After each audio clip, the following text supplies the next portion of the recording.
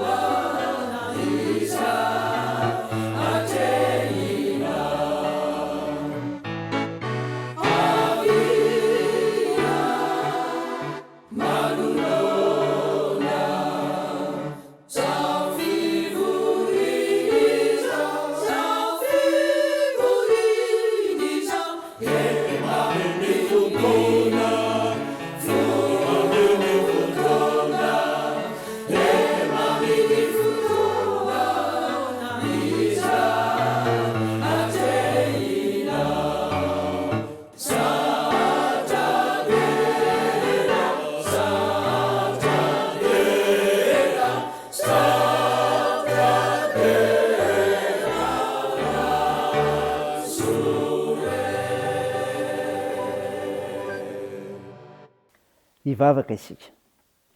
Andriamanitro, Andriamanitra mpamindra fo ianao, mankalaza sy midera me voninahitra narinao masina izahay. Tompo, mahatsiaro teny izay fa mpanota, ko mandoariko enatrehanao, miaiky ny fahatsoanay, mamindra fo aminay ary mamelany erikay. Fa namasonao, midira ty anatinay, eny manjaka amin'ny fianonan'ny teninao, ka anamafisanay sy avoazanay amin'ny finoananao, indrindra mantaranay ny toem-panaraka Andriamanitra izay tokony iainanay. Aminaran'i Jesosy Kristy Tompo sy mpamonjy anay, naovanay izany mivavaka izany. Amen. Ny ofinaina ho antsika amin'ny tinyty ry havana malala dia hitanao amin'ny boky Mpitsara. Mpitsara 10, ny 2:1-12 ka hatramin'ny 9:1. Mivaky toy izao amin'ny anaran'i Jesosy. Ary hoy Jehovah tamin'ny zanak'Israely, moa tsy efa namonjy nareo tamin'ny tanan'ny Egiptianina sy ny Amorita sy ny taranaka Amona ary ny Filistina va aho? Ary nampahory anareo koa ny Sidonianina sy ny Amalekita ary ny Maonita, ka nitaraina tampoka ianareo dia nivonjeko tamin'ny tanany. Nefa ianareo nafoy ahy, ka nanompo andriaman-kafa, koa izany kosa no tsy hamonjeko anareo intsony. Mandehana ka mitaraina amin'ireo andriamanitra efa nividinareo, aoka ireo namonjy anareo amin'ny andro ny fantranaareo. Ary hoy ny zanak'Israely tamin'i Jehovah, efa nanoty izahay, ataovy aminay izay rehetra sitrakao, kanefa mba vonjeo ihany izay anio. Dia nanary eo andriaman-kafa tao aminy izy ka nanompo an'i Jehovah, dia tsy natsindry ny fanahiny intsony Jehovah noho ny fahantran'ny Israely. Amen. Ray masino, manamasinana amin'ny fahamarinana, ny teninao ny fahamarinana. Amen. Ry havana malala, ho aminao ny fiadana avy amin'i Jesosy Kristy ilay tonga monjy izao tontolo izao, tonga monjy ianao koa. Mofinaina norenisika teo, Mpitsara 10:1-12 dia mitantara ny moran'i Israely indray sy namanin'Andriamanitra azy. Zao ry havana nitsapa eto, tsy misy tsara ohatra ny ao amin'ny tompo ihany, satria Satana rehefa mahazo ny olona dia mampahory ihany no ainy.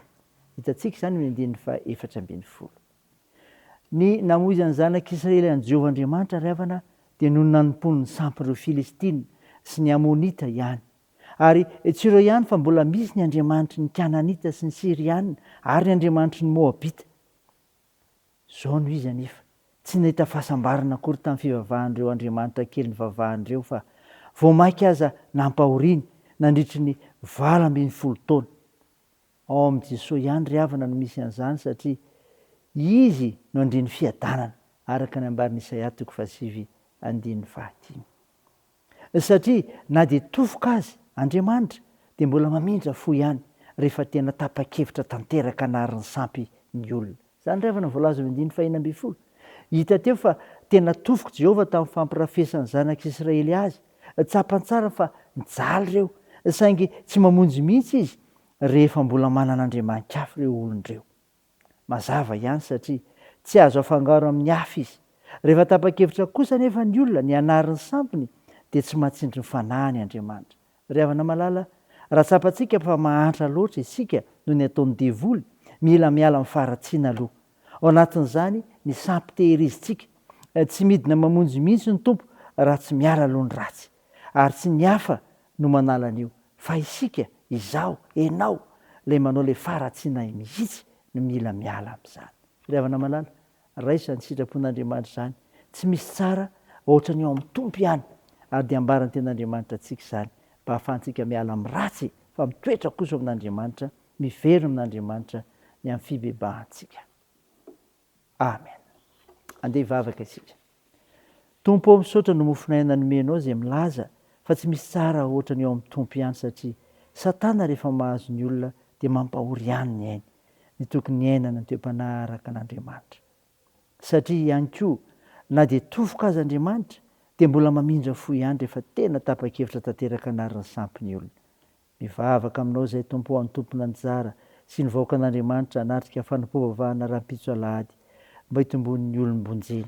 Tompo, manolo tena ho anao izay ary manao vao izany koa, ka miaraka aminao amin'ny androm-piainanay rehetra, dia tao io ny fanoloan-tenanay ho anao amin'ny fiainana amin'ny famonjenana ataonao anay. Tompo, tao io ny firenenay, esao ny nosonay, hombao ireo manana andraikitra amin'ny fitsaboana ka hositranina ireo marary, amparezinareo manamanjo, ary hoanareo mareo sy kola ihany koa ary amonjenareo mahantra sy sahirana tao io ny asa sy ny fiazakazahanay ny fianarana fikasana rehetra nivavakay dia teo aminaran'i Jesosy Kristy ilay mpanavitra anay ilay fantsangana tamin'ny maty ka nampianatra anay nivavaka manao hoe ranay eo zay ny an-danitra ho masina anie ny anaranao ho tonga anie ny fanjakanao atao anie ny sitraponao etsy an-tany ho taky ny an-danitra omeo any an'io izy anona sahaza ao anay ary mamela ny elikay tahaka ny namelanay izay meloka taminay ary aza mitondra anay amin'ny fakapanahy fa manafanay amin'ny ratsy fanao ny fanjakana sy ny hery ary ny voninahitra mandrakizay amen. Raha isa finoana riavana nitsodrana tolotra anao anaran'i Jesosy Kristy mpamonjy antsika. Andriamanitra ny fanantenanany hameonareo amin'ny fifaliana sy fiaidana rehetra amin'ny finoanareo mba tombonareo amin'ny fanantenana no ny hery ny fanahy masina. Amen. Teo an'Andriamanitra rery ny voninahitra amin'ny anaran'ny Ray sy ny Zanaka ary ny fanahy masina. Amen.